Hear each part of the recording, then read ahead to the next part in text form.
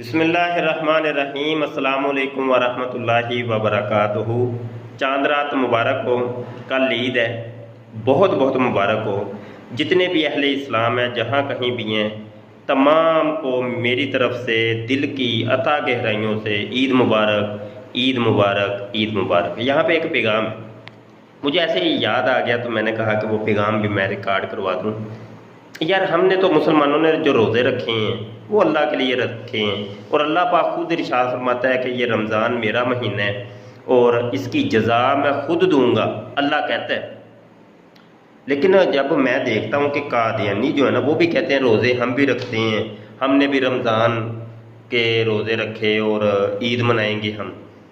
अभी मैंने फेसबुक के ऊपर पोस्टें देखी हैं, कादियानी मरज़ई मुबारकबादें दे रही हैं। लेकिन ये है कि तुमने जो रोज़े रखे हैं और तुम्हें जो उसकी जज़ा मिलेगी वो किस से मिलेगी? ये लाश खुदा से मिलेगी, काले खुदा से मिलेगी या कालू खुदा से? क्योंकि तुम्हारी किताबों के अंदर लिखा है कि ये लाश खुदा है, काला और कालू खुदा है।